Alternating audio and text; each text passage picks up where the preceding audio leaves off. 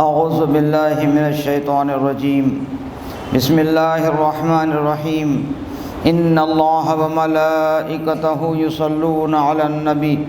یا ایہا الذین آمنوا صلوا علیہ وسلموا تسلیما اللہم صلی علی سیدنا و مولانا محمد وعلی آل سیدنا و مولانا محمد بعدد کل شیء معلوم لک۔ 53ویں مجلس سہشنبہ بوقت شام 17 رمضان 545 ہجری مدرسہ معمورہ۔ آزمائش و امتحان ہونا ضروری ہے، خصوصاً دعویٰ کرنے والوں کا۔ اگر امتحان و آزمائش نہ ہوتی تو بہتری مخلوق ولی ہونے کا دعویٰ کرنے لگتی، اور اسی لیے ایک بزرگ نے فرمایا ہے کہ مصیبت تعینات کی گئی ہیں ولایت پر تاکہ ہر شخص اس کا دعویٰ نہ کر سکے، اور من جملہ ولی کی علامتوں کے ایک یہ بھی ہے کہ مخلوق کی اذیت پر صبر اور ان سے درگزر کرے۔ اولیاء جو کچھ ترسی نظریں اور برے برتاؤ مخلوق کی طرف سے دیکھتے ہیں اس سے اندھے، اور جو کچھ ناگوار اور تلخ کلمات ان سے سنتے ہیں اس سے بہرے بن جاتے ہیں۔ انہوں نے اپنی آبروؤں کو ان کے لیے ہبہ کر دیا کہ جو چاہو کرو، ہم مطالبہ نہ کریں گے۔ تیرا ہر کسی شے کو محبوب سمجھنا اندھا اور بہرا بنا دیا کرتا ہے، چونکہ انہوں نے حق تعالیٰ کو محبوب بنا لیا ہے، اس لیے دوسروں سے اندھے بہرے بن گئے۔ وہ مخلوق سے خوش کلامی اور نرمی اور مدارات کے ساتھ ملتے ہیں، اور کبھی ان کو معصیت کا مرتکب دیکھ کر حق تعالیٰ کی غیریت کے سبب اور غضب خداوندی کی موافقت میں ان پر غصہ بھی ہوتے ہیں۔ وہ چونکہ روحانی طبیب ہیں اس لیے خوب جانتے ہیں کہ ہر مرض کی دوا جدا ہے، پس کہیں خاطرداری نافع ہے اور کہیں غصہ۔ طبیب ساری بیماریوں کا ایک ہی دوا سے علاج نہیں کیا کرتا، وہ اپنے قلوب اور معانی کے لحاظ سے حق تعالیٰ کے سامنے ایسے ہیں جیسے اصحاب کہف۔ ان کو تو جبرائیل علیہ السلام ادھر ادھر پلٹتے ہیں، اور ان کو دست قدرت اور رحمت اور شفقت پلٹتا ہے۔ دست محبت ان کے قلوب کو پلٹے دیتا اور ایک حال سے دوسرے حال کی طرف منتقل کرتا رہتا ہے کہ کہیں قبض ہے اور کبھی بسط۔ ان کی دنیا طالبان دنیا کے لیے ہے کہ جس نے جو مانگا وہ اس کو دے دیا۔ ان کی آخرت طلبگاران آخرت کے لیے ہے، اور ان کا پروردگار جل جلالہ خاص ان کے لیے ہے۔ وہ کسی شے میں بخل نہیں کرتے، جب دنیا ان کے پاس ہو اور کوئی ان سے مانگے تو اس کو دے دیتے ہیں، اور جب ان سے آخرت کا ثواب طلب کیا جائے تو وہ اس کو بخش دیتے ہیں۔ دنیا کے محتاجوں کو دنیا دیتے ہیں، اور آخرت کے متعلق کوتاہی کرنے والوں کو آخرت کا ثواب دیتے ہیں۔ مخلوق کو تو مخلوق کے لیے چھوڑتے ہیں، اور خالق کو اپنے لیے چھلکا سب دوسروں کو ہبہ کر دیتے ہیں، کیونکہ حق تعالیٰ کے ما سوا سب چھلکا ہے، اور حق تعالیٰ کی طلب اس کا قرب خاص مغز ہے۔ ایک بزرگ سے منقول ہے، وہ فرماتے ہیں کہ فاسق کے منہ پر عارف ہی ہنسا کرتا ہے، ہاں وہ اس کو حکم کرتا، منع کرتا، اور اس کی ایذا کو برداشت کرتا ہے، اور اس پر عارفان حق ہی قادر ہو سکتے ہیں کہ ایذائیں اٹھائیں اور خیر خواہی سے باز نہ آئیں، اور زاہدین و عابدین اور مریدین قادر نہیں ہوتے، وہ معصیت والوں پر ترس کیوں کھائیں، اور وہ بیچارے ترس کھانے کے قابل اور توبہ اور معذرت کے مقام میں۔ عارف کے اخلاق چونکہ اخلاق خداوندی ہوتے ہیں، لہذا وہ اہل معصیت کو شیطان اور نفس اور خواہش کے ہاتھ سے چھڑانے میں کوشاں رہتا ہے۔ تم میں کوئی شخص اگر اپنے بچے کو کسی کافر کے ہاتھ میں مقید دیکھے تو کیا اس کے چھڑانے کی کوشش نہیں کریں گے؟ بس اسی طرح عارف کا حال ہے کہ ساری مخلوق گویا اس کی اولاد ہے، اور وہ مخلوق سے بزبان حکم شریعت خطاب کرتا اور نماز روزے کی نصیحت ضرور کرتا ہے، اس کے بعد آگاہی کے سبب اس پر ترس کھاتا ہے کہ چونکہ علم خداوندی میں فرمان قرار پا چکا ہے، اس لیے نصیحت سے بے نصیب متاثر نہیں ہو سکتا۔ پس عارف کی نظر حق تعالیٰ کے افعال پر جاتی ہے جو مخلوق میں جاری ہو رہے ہیں، اور وہ حکم اور علم کے دروازے سے قضاء اور قدر کا صدور دیکھتا ہے، مگر اس کو مخفی رکھتا ہے، اور صرف حکم یعنی امر و نہی سے مخلوق کو خطاب کرتا، یعنی عاقل بالغ کو جو شریعت کا مکلف ہے نصیحت کرتا ہے، اور علم کے ساتھ جو ایک پوشیدہ راز ہے ان سے خطاب نہیں کرتا۔ حق تعالیٰ نے مخلوق پر حجت قائم کرنے کے لیے تاکہ کوئی یوں نہ کہے کہ ہمیں راہ ہدایت دکھائی جاتی تو ہمیں اس پر چلنے میں تأمل ہی کیا تھا، پیغمبر بھیج دیے، کتابیں نازل فرمائیں، دھمکایا ڈرایا کہ اس پر بھی کوئی سیدھا نہ ہو تو جائے جہنم میں۔ اب رہا ان کے متعلق خدا کا علم کہ فلاں شخص سیدھے راستہ چلے گا اور فلاں نہ چلے گا، تو اس میں تو دخل نہ دے، اور اس کے متعلق حق تعالیٰ پر اعتراض مت کر، کیونکہ وہ خطاوار کے مجرم بن جانے کو مانے نہیں ہے۔ حکم کے اندر تو کر و فر ہے کہ ایک ہی شخص کبھی معتوب ہے اور کبھی محبوب، اور علم کے اندر استقلال و ثبات ہے کہ جو شخص جنتی قرار پایا وہ دوزخی نہیں ہو سکتا۔ تجھ کو حکم کی بھی ضرورت ہے کہ جو تیرے اور دوسروں کے درمیان مشترک ہے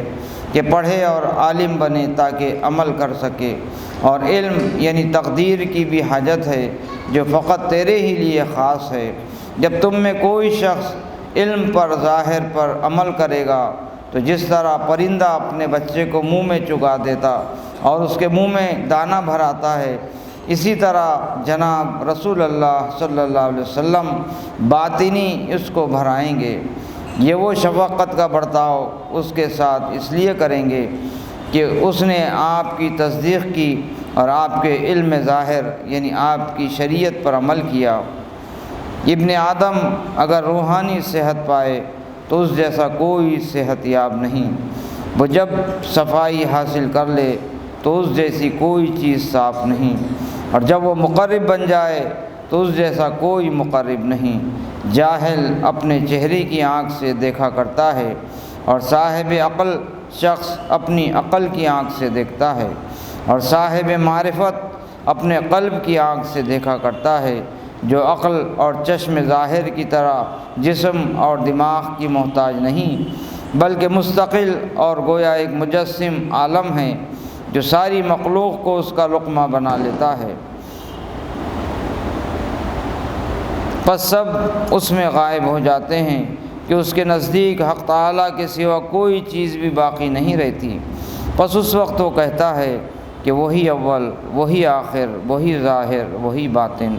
اس کا ظاہر اور باطن اور اول اور آخر اور صورت و معنی حق تعالیٰ شانہ ہی بن جاتا ہے کہ اس کے نزدیک کوئی چیز بھی اس کی غیر نہیں، کیونکہ کوئی چیز رہتی ہی نہیں کہ غیر سمجھی جائے۔ پس اس وقت دنیا اور آخرت میں ہر وقت حق تعالیٰ کے ساتھ محبت قائم رکھتا اور ہر حالت میں اس کا موافق بنا رہتا ہے کہ اس کی رضا پسند کرتا، اور دوسروں کی ناراضگی کسی ملامت گر کی ملامت بھی اس پر اثر نہیں کرتی۔ چنانچہ ایک بزرگ نے فرمایا کہ مخلوق کے متعلق حق تعالیٰ کی موافقت کر، اور حق تعالیٰ کے متعلق مخلوق کی موافقت نہ کر۔ ٹوٹ جائے جیسا بھی ٹوٹنا ہو، اور جڑا رہے جیسا جڑا رہنا ہو۔ تیرا شیطان، تیری خواہش، تیری طبیعت، تیرے برے ہم نشین سب تیرے دشمن ہیں، پس ان سے بچ، کہیں تجھ کو ہلاکت میں نہ ڈال دیں۔ علم سیکھ تاکہ تجھ کو معلوم ہو کہ ان سے دشمنی اور احتیاط کرنے کا کیا طریقہ ہے، اس کے بعد معلوم ہو کہ اپنے رب کی عبادت کیوں کرنی چاہیے، کیونکہ جاہل کی کوئی عبادت بھی قبول نہیں ہوتی۔ جناب رسول اللہ صلی اللہ علیہ وسلم سے روایت ہے کہ جس نے جہالت کے ساتھ عبادت کی تو وہ جتنی اصلاح کرے گا اس سے زیادہ بگاڑ کرے گا۔ جاہل کی عبادت کچھ بھی نہیں بلکہ وہ سرتاپا بگاڑ اور پوری ظلمت میں ڈوبی ہوئی ہے۔ اور علم بھی عمل کے بغیر مفید نہیں ہوتا۔ عمل اخلاص کے بدوں فائدہ نہیں دیتا۔ جو بھی عمل اخلاص کے بغیر ہوگا وہ نہ مفید ہوگا نہ مقبول۔ جب تو صاحب علم ہوگا مگر عمل نہ کرے گا تو یہ علم تجھ پر حجت بنے گا۔ جناب رسول اللہ صلی اللہ علیہ وسلم سے روایت ہے، آپ نے فرمایا کہ جاہل کو ایک بار عذاب ہوگا اور عالم کو 10 مرتبہ۔ جاہل کو تو صرف اسی پر کہ علم کیوں نہ حاصل کیا، اور عالم کو اس پر کہ اپنے علم پر عمل کیوں نہ کیا۔ علم سیکھ اور عمل کر اور دوسروں کو سکھا کہ یہ تینوں تیرے لیے ساری خوبیاں اکٹھی کر دیں گے۔ جب تو علم کی کوئی بات سنے گا اور اس پر عمل کرے گا اور اسے دوسروں کو سکھائے گا تو تجھے 2 ثواب ملیں گے، ایک ثواب سیکھنے کا اور دوسرا ثواب سکھانے کا۔ دنیا اندھیری ہے اور علم اس کا نور ہے، پس جسے کچھ علم نہ ہوگا وہ اس اندھیری میں ٹکریں مارتا پھرے گا اور جتنا سنوارے گا اس سے زیادہ بگاڑے گا۔ اے علم کے مدعی، جو کچھ بھی دنیا کمائے اپنے نفس، اپنی طبیعت اور اپنے شیطان کے ہاتھ سے مت لے، اپنے وجود کے ہاتھ سے مت لے اور اپنی ریا اور نفاق کے ہاتھ سے مت لے، بلکہ متوکل بن اور جب غیبی فتوحات سے آئے تب لے۔ تیرا زہد صرف ظاہری ہے اور باطن ہی میں رغبت ہے، یہ زہد باطل ہے جس پر تجھ کو سزا دی جائے گی۔ تو حق تعالی کے مقابلے میں جعل کرتا ہے کہ صورت زاہدوں کی سی بناتا ہے، حالانکہ وہ جانتا ہے کہ جو کچھ تیری خلوت اور تیری جلوت اور تیرے قلب کے اندر ہے اس کے نزدیک خلوت اور جلوت اور پردہ سب برابر ہیں۔ کہے ہائے شرم، ہائے افسوس، ہائے رسوائی۔ حق تعالیٰ جو کچھ بھی میرے افعال ہیں رات میں ہوں یا دن میں، کس طرح ان سب پر آگاہ ہو رہا ہے اور ان کو ملاحظہ فرما رہا ہے، اور میں اس کے ملاحظے سے نہیں شرماتا۔ اپنی بے حیائی سے توبہ کر اور فرائض کو ادا کر اور محرمات سے باز آ کہ اس کا قرب چاہ۔ چھپے اور کھلے سب گناہ چھوڑ اور کھلی ہوئی نیکیاں کر کہ اس سے تو اس کے دروازے تک پہنچ جائے گا، اس کے قرب اس کے قریب ہو جائے گا اور وہ تجھ کو اپنا بھی محبوب بنا لے گا اور اپنی مخلوق کا بھی محبوب بنا دے گا۔ اول وہ خود تجھ سے محبت فرمائے گا اور اس کے بعد اس محبت کو اپنی مخلوق کی طرف منتقل فرما دے گا۔ جب اللہ اور اس کے فرشتے محبت کرنے لگیں گے تو ساری ہی مخلوق تجھ سے محبت کرنے لگے گی، بجز کافروں اور منافقوں کے کہ وہ تجھ سے محبت کرنے میں حق تعالیٰ کی موافقت نہیں کر سکتے۔ جس شخص کے دل میں کچھ بھی ایمان ہوتا ہے وہ مومن سے محبت کیا کرتا ہے، اور جس کے قلب میں نفاق ہوتا ہے وہ اس سے بغض رکھا کرتا ہے۔ پس کافروں، منافقوں اور شیطانوں کو اور ابلیسوں کو بغض رکھنے کو ناگوار مت سمجھ کہ ان کے بغض سے نہ دنیا کا نقصان ہے نہ دین کا۔ منافق اور کافر نوع انسان کے شیاطین ہیں جنہیں اہل ایمان سے بغض ہونا ہی چاہیے۔ صاحب ایمان اور یقین و معرفت اپنے قلب اور اپنے باطن اور اپنے معنی کے اعتبار سے ساری مخلوق سے یکسو ہوتا اور ایسی حالت پر پہنچ جاتا ہے کہ نہ کسی مضرت کو اپنے نفس سے دفع کر سکتا اور نہ کسی منفعت کو اپنی طرف کھینچ سکتا ہے۔ وہ حق تعالیٰ کے سامنے پڑا ہوا ہوتا ہے، نہ اس میں زور باقی رہتا ہے نہ طاقت۔ پس جب یہ شان تسلیم اس کے لیے درست ہو جاتی ہے تب ہر طرف سے خیر ہی خیر اس کے پاس آنے لگتی ہے۔ محض دعویٰ اور گوشہ نشینی اور ہوس سے اللہ والوں کی صف میں داخل مت ہو کہ اس سے کچھ بھی نہ ہوگا، جب تک کہ تو اسباب سے اندھا نہ ہو جائے کہ مؤثر ہونے کی درجے میں کسی سبب پر نظر ہی نہ جائے اس وقت تک واعظ بننا مناسب نہیں، جب تک کہ لوگوں کے دروازوں کی طرف لپکنے سے تیرے پاؤں ٹوٹ نہ جائیں اور تو اپاہج نہ بن جائے کہ قصد بھی کرے تو مخلوق کی طرف نہ چل سکے، اس وقت تک واعظ کہنا زیبا نہیں اور واعظ جائز نہیں، یہاں تک کہ تیرا قلب اور عقل اور منہ سبھی مخلوق کی طرف سے خالق کی طرف پھر جائیں، کہ مخلوق کی طرف تیری پیٹھ ہو جائے اور حق تعالیٰ کی طرف منہ، تیرا ظاہر تیری صورت مخلوق کی طرف ہو اور تیرا باطن تیرا اندرون اور معنی حق خالق کی طرف، پس اس وقت تیرا قلب فرشتوں اور نبیوں کے قلوب جیسا بن جائے گا کہ تیرے قلب کو انہی کے کھانے اور پینے میں سے کھلایا اور پلایا جائے گا۔ یہ مضمون قلوب اور اسرار معنی سے تعلق رکھتا ہے، نہ کہ صورتوں سے۔ بار الہٰ ہمارے قلوب کو پاک کر اور ہمارے اسرار کو قلت بخش اور ہماری عقلوں کو اپنے اور ہمارے تعلق میں وہ صفائی عطا کر جو مخلوق کی اور خود ہماری عقلوں سے بھی باہر ہو۔ اے حاضر و اے غائب و، قیامت کے دن تم میرا قصہ قابل حیرت دیکھو گے کہ میں منافقوں کے بارے میں بھی حق تعالیٰ سے جھگڑوں گا، پھر بھلا مومنین کے متعلق جھگڑنے کا تو پوچھنا ہی کیا۔ یا اللہ مجھ کو بے نیاز بنا دے سب سے، مجھ کو اپنے ساتھ جملہ ما سوا سے مستغنی فرما، معلم یعنی مجھ کو پڑھنے والوں، بچوں اور جو کچھ بھی مال دنیا ان کے گھروں میں ہیں سب سے بے نیاز کر دے، اور اس کے گھر کو تعلیم کے ساتھ دسترخوان کا مکان بھی بنا دے کہ علم بھی سیکھیں اور روٹیاں بھی یہیں کھائیں۔ بار الہٰ تو جانتا ہے کہ یہ کلام مجھ سے غلبہ حال میں نکل گیا، پس مجھ کو معذور سمجھیو کہ میرا پیالہ پورا ہو چکا اور بچوں اور ساتھیوں اور نوواردوں کے بچے ہوئے پیالے مجھے حاصل ہوئے۔ میں تجھ سے سوال کرتا ہوں اپنے قلب کی رضا اور باطن کی صفائی کے ساتھ اس بے شمار کیفیات کے بوجھ کا تحمل آسان بنا دینے کا، تاکہ غلبہ حال ہی نہ ہو۔ صاحبو تمہارا یہ گمان ہے کہ میں تم سے لیتا ہوں اور میری نظریں تم پر پڑتی ہیں، نہیں، اور نہ یہ کوئی خوبی ہے، پس میں تو اللہ تعالیٰ ہی سے لیتا ہوں، نہ کہ تم سے، بلکہ وہی تمہارے ہاتھوں جاری کرا دینے والا ہے۔ جب تک میں تمہارے ساتھ رہا کہ دینے والا تم کو سمجھا تو میں تم سے نا واقف تھا، اور جب تم سے باہر نکل گیا تو تم سے واقف ہو گیا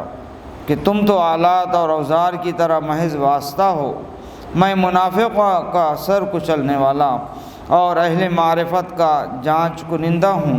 کہ منافقوں کو لاٹھی سے نہیں بلکہ گزوں سے مارتا ہوں۔ میرا دسترخوان تمہارے لیے بچھا ہوا ہے، میرا کھانا تمہارے فارغ ہو لینے کے بعد ہے، میرے لیے نوالا کسی دوسرے ہی کی طرف سے ہے، میرے لیے طباق تمہارے کھا پی کر باہر چلے جانے کے بعد ہے، میرے اس رفیق کی طرف جس کا میں حاضر باش خادم ہوں۔ اے صاحبان بصیرت، کیا تم دیکھتے نہیں کہ میری آستین چڑھی اور کمر بندھی رہتی ہے، جو خدمت کے لیے ہر وقت مستعد رہنے کی علامت ہے۔ ایک شخص نے آپ سے سوال کیا کہ انبیاء کی طرف حق تعالیٰ کے پیام رساں حضرت جبرائیل علیہ السلام تھے، پس اولیاء کی طرف اس کے پیام پہنچانے والا کون ہے؟ آپ نے جواب دیا، اولیاء کی طرف اس کا پیام بردہ خود ہی بلا واسطہ اپنی رحمت، اپنے لطف، اپنے فضل، اپنے الہام اور ان کے قلوب و اسرار کی طرف بار بار نگاہ فرمانے اور ان پر توجہ اور شفقت رکھنے کی وجہ سے خود ہی اپنا سفیر بنتا ہے۔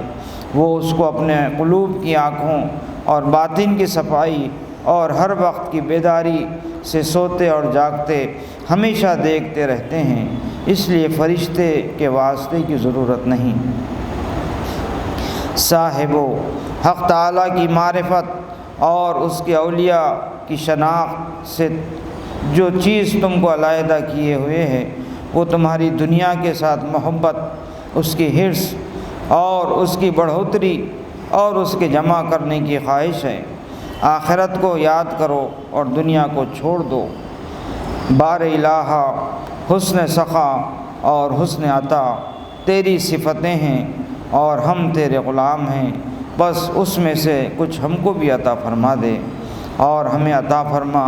دنیا میں بھی بھلائی اور آخرت میں بھی بھلائی، اور ہم کو دوزخ کے عذاب سے بچا لے۔ وصلی اللہ تعالی علی خیر خلقہ ونور عرشہ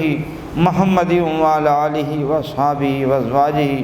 وذریاتہ واہل بیتہ واحباب اجمعین برحمتک یا ارحم الراحمین۔ لا الہ الا اللہ محمد رسول اللہ۔